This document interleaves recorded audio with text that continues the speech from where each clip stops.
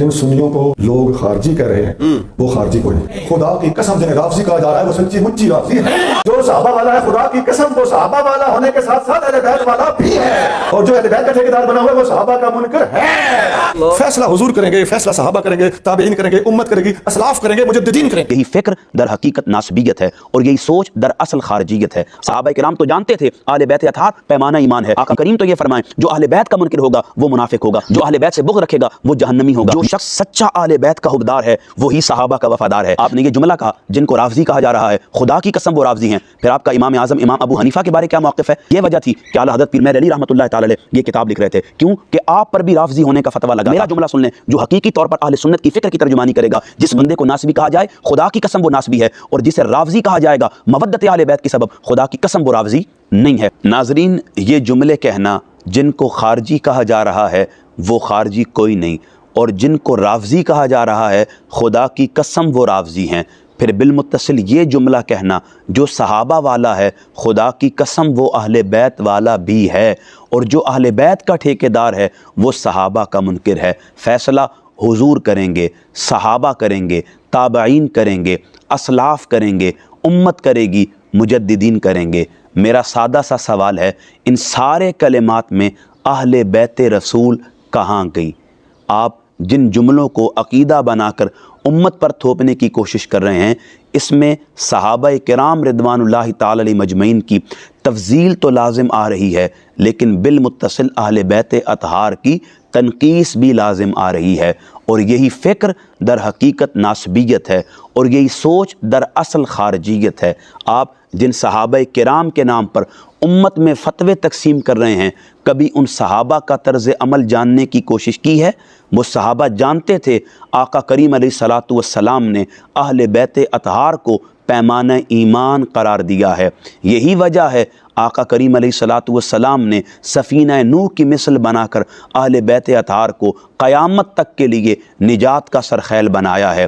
حدیث ثقلین میں شامل کر کے اپنی اہل بیت کو قرآن کے بالمتصل قیامت تک کے لیے رشد اور ہدایت کا ذریعہ کمال بنایا ہے. پھر اپنی نسبت سے, اپنی صلب کی برکت سے اور اپنی معیت خاص کے سبب جنت کا بادشاہ سرور و سردار اہل بیت اطہار کو بنایا ہے. یہی وجہ تھی سیدنا ابوبکر الصدیق رضی اللہ تعالیٰ عنہ جب صحابہ کرام کے سامنے حضرت علی کرم اللہ وجہ الکریم کے چہرے اقدس کو دیکھتے, پھر صحابہ سے فرماتے تھے, میں نے اپنے کانوں سے رسول کریم کو فرماتے ہوئے سنا, النظر الی وجہ علی عبادہ, علی کے چہرے کو دیکھنا بھی عبادت ہے. جب آپ مسجد سے نکلتے تھے امام حسن مجتبیٰ کو اٹھاتے تھے, پھر علی شیر خدا سے فرماتے تھے, علی حسن آپ کا نہیں بلکہ رسول اللہ کا مشابہ ہے. یہ اعلان تھا اس بات کا, آپ کی وجہ سے حسن سے محبت نہیں کرتا ہوں بلکہ رسول اللہ کی وجہ سے حسن سے محبت کرتا ہوں. یہی ابو بکر الصدیق امت کو فتویٰ دے کر جا رہے تھے, جان لو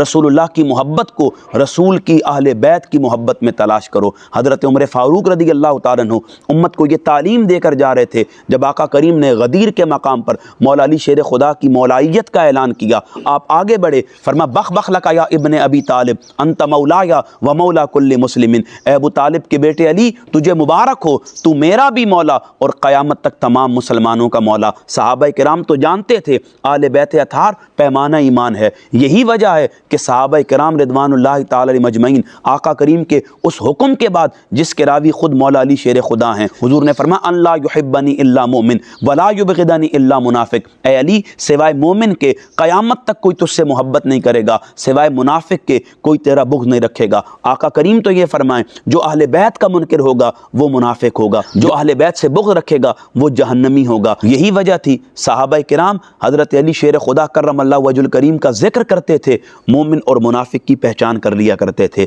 کیوں؟ علی المرتضیٰ کی ذات اور بالمتصل اہل بیت اطہار یہ پیمانہ ایمان تھے. آقا کریم علیہ الصلوۃ والسلام نے فرمایا صحابہ کرام سے خطاب کرتے ہوئے, ادبوا اولادکم علی ثلاث خصال, اپنی اولاد کو 3 باتیں سکھاؤ, حب نبیکم و حب اہل بیتی و قراءۃ القرآن.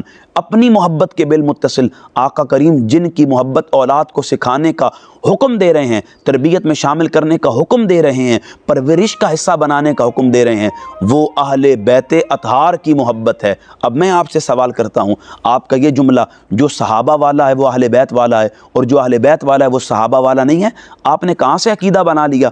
یہ فکر کہاں سے اہل سنت میں سرایت کر گئی؟ یہ بات بالکل واضح طور پر ذہن نشین رکھنی چاہیے، جو شخص سچا اہل بیت کا حبدار ہے وہی صحابہ کا وفادار ہے۔